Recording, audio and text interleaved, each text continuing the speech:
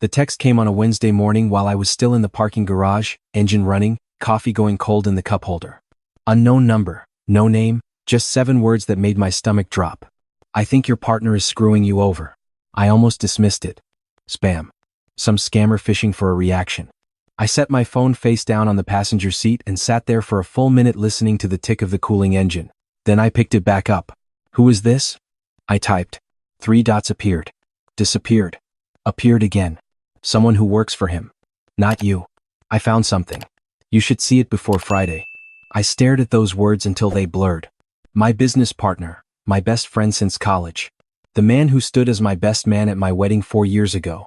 The man whose name sat right next to mine on every contract, every lease, every piece of letterhead our company had ever printed. I wrote back, send me what you have. The response came 30 seconds later. A forwarded email chain. 11 messages deep. The subject line read, Ray, Acquisition Terms Holloway Group. My hands went cold before I even started reading. I had never heard of Holloway Group. I read the chain 3 times sitting in that parking garage. The fluorescent lights buzzed overhead. Somewhere, 2 floors up, a car alarm chirped twice and went silent. The emails were between my business partner and a man named Gerald Holloway, the founder of a private equity firm based in Atlanta. They had been in talks for 6 weeks. 6 weeks of calls, term sheets, projected valuations, and one very specific line, buried in the 4th email that made my vision go white. Marcus has no idea. We'll handle his portion through the clause. He won't contest it. Marcus. That's me, Marcus Webb, co-founder of a software consulting firm I had built from a spare bedroom with my own hands and 11 years of 70-hour weeks. The clause he was referring to was a buyout provision buried in our original partnership agreement, one we had both signed back when we were 26 and naive enough to think we'd never need it. If one partner was deemed non-participating for 60 consecutive days, the other could force a buyout at a valuation set solely by the initiating partner. I hadn't touched my login credentials to the project management platform in 63 days. I had been working on client delivery. On the road, I hadn't logged into the internal dashboard because I hadn't needed to. They'd been counting. I sat in that car for 20 minutes. Then I drove home, called in sick for the first time in 4 years, and sat at my kitchen table with a yellow legal pad. At the top I wrote one word, Friday. I didn't know yet exactly what I was going to do, but I knew I had until Friday. The person who sent me the email chain worked in my partner's personal assistant pool. Her name was Deja. She had been with the company for 2 years. I didn't know her well, but when I called the number back that afternoon, she answered on the second ring and her voice was steady, not scared. She said she had found the emails by accident while organizing an inbox she had been given temporary access to. She said she'd almost deleted them. Then she read them. I want to clarify something, she said. I'm not doing this to cause drama. I just thought you had a right to know. You built this company too. I thanked her. I told her to act completely normal. Don't change anything. Don't say a word to anyone. She said she understood. When I hung up, my wife came in from the backyard where she'd been on a call of her own. She looked at my face and stopped in the doorway. Everything okay? Yeah, I said. Just a headache? She came over and rubbed my shoulders for a moment, and I sat there with my jaw tight, trying to breathe. She had no idea. And I wasn't going to tell her yet. Not until I knew exactly what I was dealing with. That night I barely slept. I lay in the dark with the ceiling fan turning slow overhead, my wife breathing quietly beside me, and I ran the numbers in my head. The buyout clause. The 60-day window. The Atlanta firm. The valuation they would set if this went through without my knowing. At fair market, my share of the company was worth somewhere north of $800,000.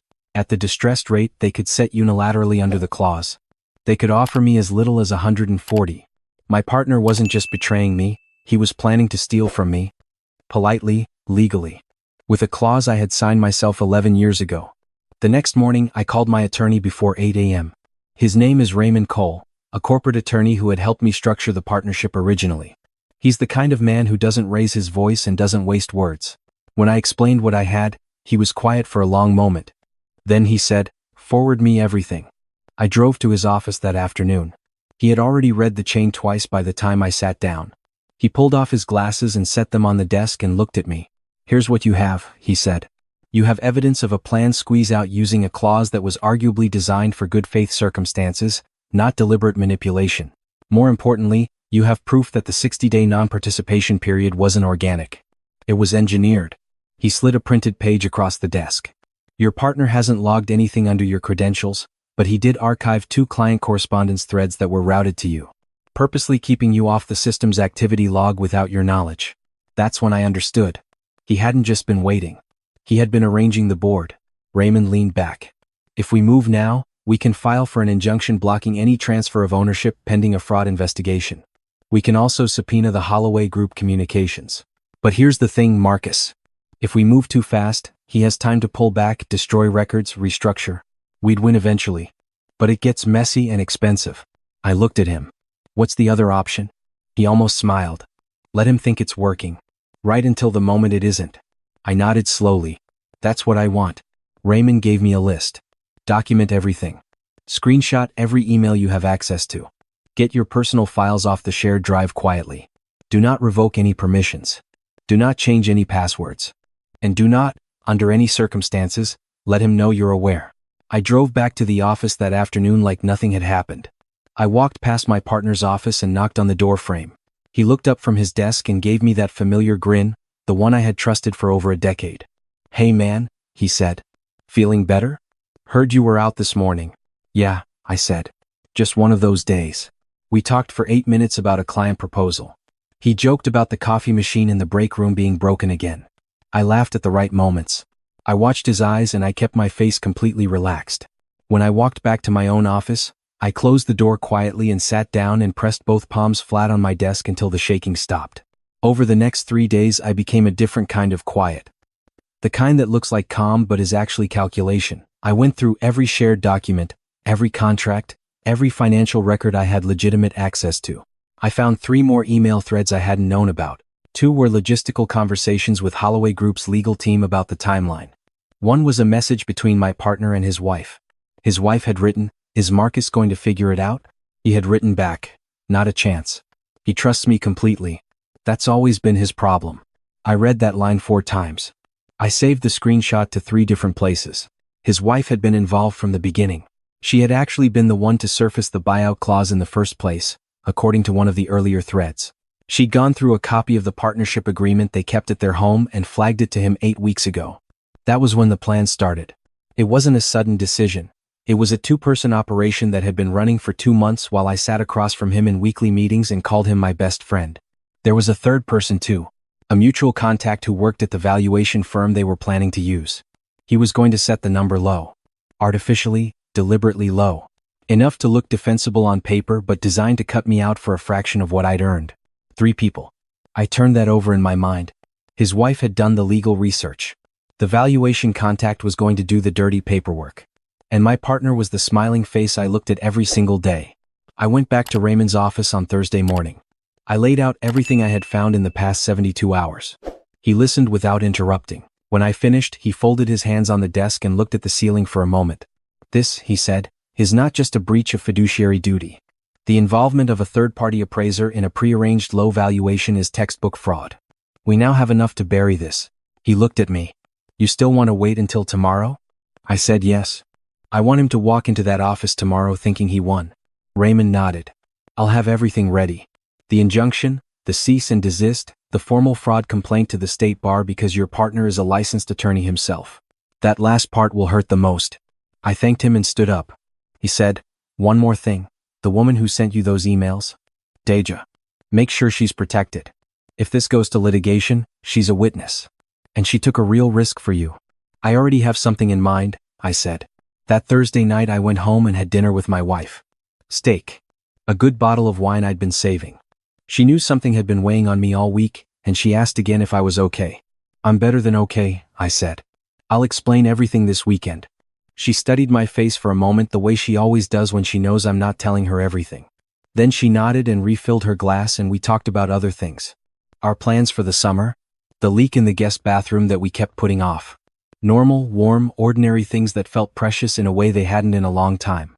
After she went to sleep, I sat in the study with the door closed and I opened my laptop and I wrote 3 emails. The first was to Raymond, confirming we were proceeding in the morning. The second was to our company's HR director, flagging a confidential matter requiring her presence at 9 a.m. The third was to Deja. I told her I hadn't forgotten what she'd done. I told her she had shown more integrity than people twice her age and twice her salary. I told her there would be something significant coming her way once the dust settled. I asked her to be in the building before 9. I closed the laptop and sat in the dark for a while. They thought they had me. They had spent 8 weeks preparing. They had read my own contracts against me.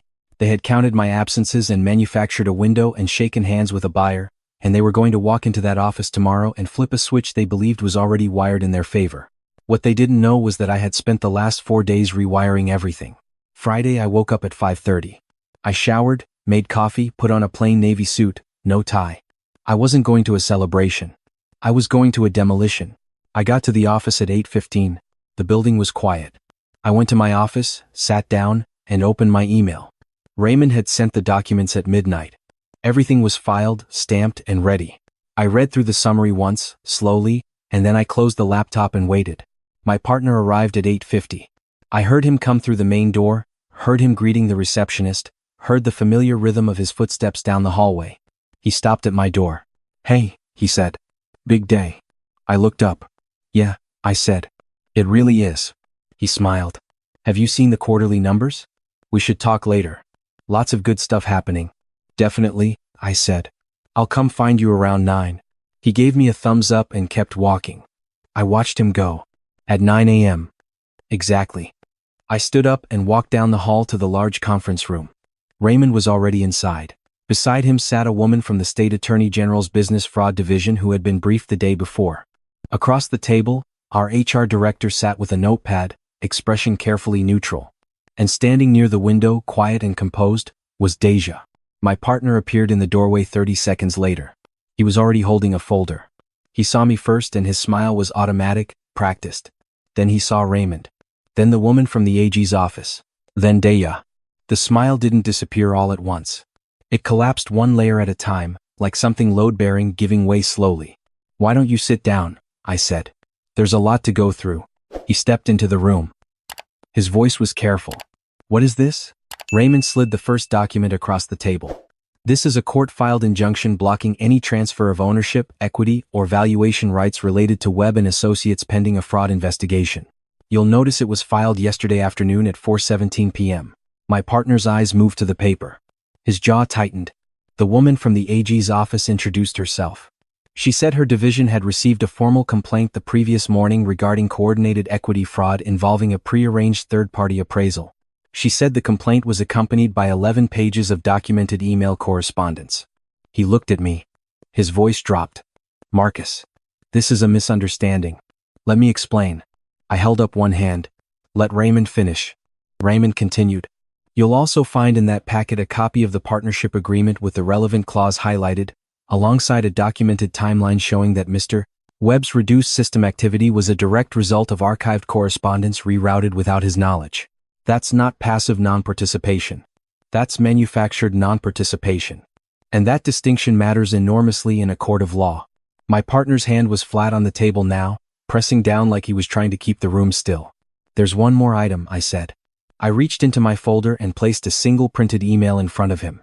The one between him and his wife. The one where she asked if I would figure it out. And where he said that trusting him completely had always been my problem. He read it. Didn't look up for a long moment. I leaned forward slightly. "You're right that I trusted you. For 11 years, but you made one miscalculation. You assumed that trust made me blind. It didn't make me blind. It just made the betrayal louder when I finally heard it." The room was completely silent. The HR director spoke up. "Effective immediately. Your access to company systems has been suspended pending the outcome of the investigation. You are not being terminated today, but you are being placed on involuntary administrative leave. You'll receive formal written notice by end of day." He finally looked at me. His voice was low and strange. "I built this company too." I nodded. "You did. That's the part that I'll carry for a long time. Because we built it together and you chose to burn your half down and try to take mine with it. I didn't choose this. You did." He stood up slowly. He looked at Raymond, at the woman from the AG's office, at Deja. He lingered on Deja for a moment and she held his gaze without flinching. Then he picked up the injunction papers and walked out.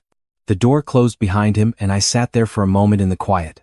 Raymond started collecting his folders. The HR director said she would handle the administrative paperwork. The woman from the AG's office said someone from her team would be in touch next week. After they all filed out, it was just me and Deja standing in the conference room. She looked like she was trying very hard to stay composed. "Thank you," I said. She shook her head. "You don't have to thank me. I do, I said. Not just for sending the email. For trusting that it mattered. A lot of people wouldn't have. They would have kept their heads down and told themselves it wasn't their problem. She was quiet for a moment. I just kept thinking about what my father always told me. He said the only difference between a bystander and a witness is whether you say something. I told her that effective the following Monday, I was creating a new senior project director position, and I was offering it to her. It came with a salary increase, equity participation, and her name on the letterhead of the division she would be running. I had put together the offer letter the night before. I slid it across the table. She looked at it for a long moment. Then she looked up at me. Her eyes were bright. She said, "I accept." The weeks that followed were complicated in the way that anything real and painful is complicated. My partner retained his own attorney. The Holloway Group deal collapsed the day the injunction was filed. Gerald Holloway, apparently, did not want to be anywhere near a fraud investigation and withdrew immediately. The third-party appraiser who had agreed to manufacture a low valuation was reported to the State Appraisal Board. My partner's attorney tried to reframe everything as a good-faith business disagreement. Raymond was not impressed by this framing and communicated that clearly in his response filings. The manufactured activity log evidence was particularly difficult to explain away. The case settled 4 months later. My partner agreed to sell his stake in the company at fair market value, which meant I was buying him out rather than the other way around.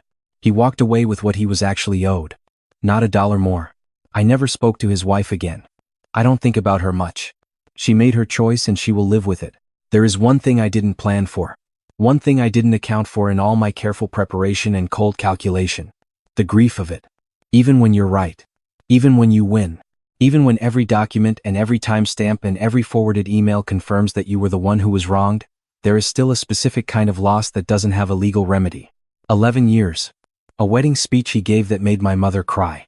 Late nights in a cramped office eating bad takeout and arguing about projections neither of us fully understood yet. The way he used to call me on Sunday mornings just to talk through an idea that was keeping him up, that was real. Some of it, anyway. Or maybe I built it into something larger than it ever was because it was easier than seeing the cracks. I don't know. I stopped trying to untangle it. What I know is this: I sat on my back porch the evening after the settlement finalized. It was late October and the air had turned and the yard was full of fallen leaves we hadn't gotten to yet. My wife brought out 2 glasses of bourbon and sat beside me and I finally told her everything. All of it. From the parking garage text message to the conference room to the settlement check. She listened to the whole thing without interrupting. When I finished, she was quiet for a while, looking out at the yard. Then she said, "You should have told me sooner." "I know," I said. She leaned her head on my shoulder. "But I understand why you didn't." We sat out there until it got cold. She told me about a conversation she'd had with her sister about resilience, about what it means to rebuild something after it's broken. I told her I thought the company was going to be fine. Better, actually, cleaner. Without a partner who was always calculating what he could take. She laughed softly at that. "Good," she said. Before we went inside, she looked at me in that direct way she has, the one that's always made me feel like she can read through any version of me I try to present. She said, "I always knew you were the one who kept that place running. He just convinced himself it was him." I smiled. "You never liked him anyway." She shrugged. "He had mean eyes." I laughed for the first time in what felt like a long time. It loosened something in my chest that had been wound tight since that Wednesday morning in the parking garage. Later that night, I checked my email before bed. There was one from Deja with the Q4 projections for her new division. They were better than I had projected. Significantly better. I wrote back 2 words. "Nice work." She wrote back immediately, even though it was almost 11. 3 words. "Just getting started." I set my phone on the nightstand and turned off the lamp and lay in the quiet dark and thought about what it means to build something. Really build it. Brick by brick over years, knowing it can all come apart, knowing the people around you are people after all, capable of both extraordinary loyalty and breathtaking betrayal. Sometimes the same person, sometimes the same decade. You build it anyway. That's the only answer I've ever found that makes any sense. You build it, you protect it when you have to, you let go of what was rotten, and you keep going. They thought I wouldn't fight back. They thought the trust I'd given so freely was a weakness, a soft spot they could press on and walk straight through. What they miscalculated was that trust and awareness are not opposites. I had trusted completely, and then I saw clearly. And I never let them know the difference. That's not naivety. That's patience. And patience, it turns out, is the sharpest instrument I own.